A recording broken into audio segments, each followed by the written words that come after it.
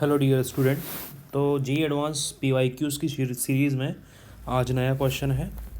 ये भी जी advance 2023 paper 1 से है और आयनिक इक्विलिब्रियम क्वेश्चन है। बहुत अच्छा क्वेश्चन है और बहुत अच्छे टॉपिक से है। टॉपिक है solubility of sparingly soluble salt. Topic मैं इसलिए बता रहा हूँ ताकि आप अपने नोट्स को रेफ़र कर पाएँ। Sparingly soluble salt, solubility product in buffer, ठीक है, उस टॉपिक से ही है ये क्वेश्चन। देखो पहले मैं कॉन्सेप्ट बताता हूँ। कॉन्सेप्ट क्या होता है एक्चुअली। मान लीजिए हमारे पास कोई भी स्पेरिंगली सॉल्युबल सॉल्ट है MX। यहाँ दोनों में मोनोवेलेंट ले रहा हूँ। अगर ये MX सॉलिड M+1 डिसोसिएट हो रहा है या कुछ पार्ट इस तरह से इसका सॉल्युबल हो रहा है, तो हम क्या बोलते हैं, the KSP is equal to concentration of M+1 X-1। अब ये जो सॉल्ट है ना, ये कहा गया है the salt is of a weak acid HX। सही बात है। तो यहाँ पर एक कॉन्सेप्ट ध्यान रखो। हमने ब्रॉन्स्टेड लुईस बेस में एक कॉन्सेप्ट पढ़ा था कि HX, मान लो हम इसको क्या बोलते हैं, वीक एसिड बोलते हैं। और अगर ये इस तरह से डिसोसिएट होता है H+ लूज करके, तो ये बनाता है कॉन्जुगेट बेस। ठीक है। तो वीक एसिड हमेशा क्या बनाएगा, स्ट्रॉन्ग कॉन्जुगेट बेस। और स्ट्रॉन्ग क्या बनाएगा, वीक बनाएगा। क्या वीक क्या बनाएगा, स्ट्रॉन्ग बनाएगा। और स्ट्रॉन्ग क्या बनाएगा, वीक बनाएगा। और इसी को लेते हुए, इसी कॉन्सेप्ट को लेते हुए हम आगे बढ़े थे सॉल्ट हाइड्रोलिसिस में। ठीक है। और हमने ये बात की थी वहाँ पर कि हमारे पास जो स्ट्रॉन्ग कॉन्जुगेट्स होते हैं, स्ट्रॉन्ग कॉन्जुगेट्स जो होते हैं, वापस वो किस में जाते हैं, हाइड्रोलिसिस में जाते हैं। तो यहाँ पर हमारा जो एनायन है वो जाएगा हाइड्रोलिसिस में, HOH मीन्स H2O, और क्या बनाएगा, HX प्लस OH-। ये बात समझ में आ रही है क्या? मतलब ये हाइड्रोलिसिस जो है MX की सॉल्युबिलिटी को क्या कर रहा है, इंक्रीज कर रहा है। समझ में आ रही है क्या बात? MX की सॉल्युबिलिटी को इंक्रीज कर रहा है, मीन्स जितना एनायन रिलीज होना चाहिए, जितना एनायन की कंसंट्रेशन होनी चाहिए, उससे कम होगी। क्यों होगी? क्योंकि कुछ X- जो है किस में जा रहा है, किस में कन्वर्ट हो रहा है, HX में कन्वर्ट हो रहा है through the hydrolysis. Is it or not? तो यहाँ पर इस हाइड्रोलिसिस के कारण कुछ ना कुछ जो है फ़र्क पड़ेगा, किस पर, MX की सॉल्युबिलिटी पर। तो हमें वही इफ़ेक्ट देखना है। ये बात समझ में आई क्या? कोई दिक्कत है? तो मैं इसको कुछ अलग तरीके से आपको समझाने की कोशिश कर रहा हूँ। मैं ये समझाऊंगा कि अब सॉल्युबिलिटी पर क्या फ़र्क पड़ेगा X- के हाइड्रोलिसिस के कारण। ठीक है। तो जैसे कि हम यहाँ पर बोल रहे हैं कि लेट्स से, वापस शुरू करता हूँ क्वेश्चन को, MX M++ X-। अगर आप कहीं लिख रहे हैं तो आंसर यहाँ से लिखना शुरू करें, सॉल्यूशन यहाँ से लिखना शुरू करें। Okay, X-। तो इसका some amount will be hydrolyzed further so that concentration of X- which has dissociated is now the original X- present in the solution and which has formed the HX। समझ में आ रही है क्या बात? मेरे words को आप वापस से वीडियो रिवर्स करके सुन सकते हैं। क्या? the X- which is present and the HX which is formed by the sum amount of the dissociated of the X-। is it or not? ठीक है। तो मैं यहाँ पर X- and HX में इक्विलिब्रियम लिख रहा हूँ। X- HX is equal to H++ X-, जो कि हमें क्वेश्चन में दिया जाता है। ओके, Ka हमें क्वेश्चन में मिलता है। तो हम क्या बोलेंगे, the K is equal to H+ X- divided by HX। ठीक है।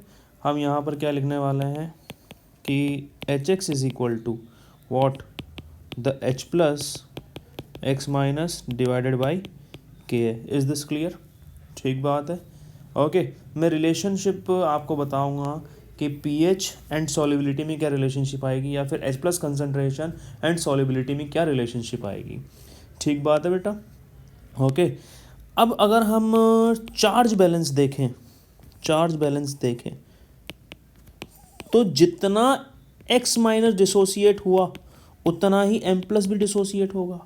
सही बात है कि नहीं है? तो मैं क्या बोलता हूँ कि the m plus is equal to the x minus, but इसका कुछ अमाउंट किस में चला गया, hx में, तो मुझे ऐसा लिखना पड़ेगा इसको। सही बात है कि नहीं है? Is it or not? तो मैं इसको चार्ज बैलेंस नहीं बोलूँगा, मैं इसको कंसंट्रेशन बैलेंस बोलूँगा या मास बैलेंस, जो भी आप बोलना चाहो, ये बात करूँगा मैं इसकी। ठीक है, ठीक है, चलिए आगे बढ़ते हैं। अब hx की वैल्यू क्या है, m plus the x minus hx की वैल्यू क्या है हमारे पास, plus h plus x minus K A. Is it or not? अब हम ये मान लेते हैं कि m प्लस कितना डिसोसिएट हुआ होगा, लेट्स से m प्लस कितना डिसोसिएट होगा, x। ओके, तो x इज इक्वल टू